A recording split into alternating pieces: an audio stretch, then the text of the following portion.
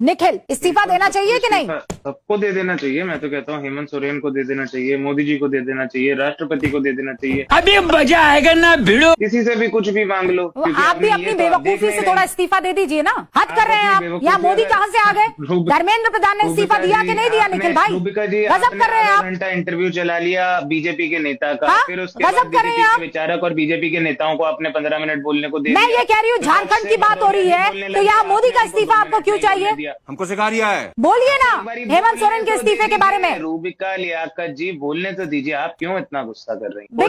Because you guys आराम अब से। इतना पाखंड मैंने अपने जीवन में नहीं देखा है प्रभु, जितने पाखंडी आप लोग कर रही हैं। रुकिए रूबिका इतना जी। पाखंड कहाँ से लेकर आते हैं आप लोग?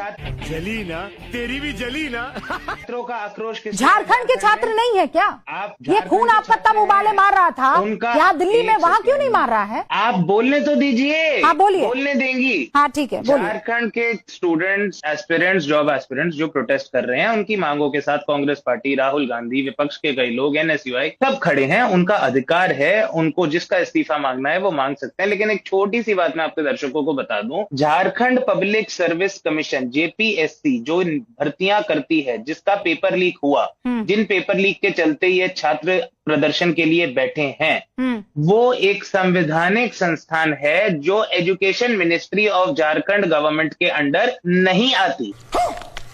वो हेमंत सोरेन मुख्यमंत्री के अंडर भी नहीं आती। अगर आपको लगता है कि उस बॉडी के पेपर लीक के लिए एजुकेशन मिनिस्ट्री ऑफ झारखंड जिम्मेदार है, और नीट तो का करा भी देते समझा हैं दीजिए एक बार मुझे। अभी बता है भाई, अभी बता है। नीट का भी बिल्कुल समझा देता हूं मैडम। नीट का जो पेपर लीक हुआ था वो नेशनल टेस्टिंग एजेंसी ने करवाया था, जो भारत सरकार के शिक्षा मंत्रालय के अधीन थी। लेकिन जेपीएससी झारखंड सरकार के शिक्षा मंत्री के अधीन नहीं है। बात तो सही है। तो मैं अपने ये को नहीं कह रहा इस्तीफा हूं कि नहीं बच्चों चाहिए। की मांग गलत है या बच्चों को जेपीएससी में जांच नहीं होनी चाहिए, बिल्कुल होनी चाहिए।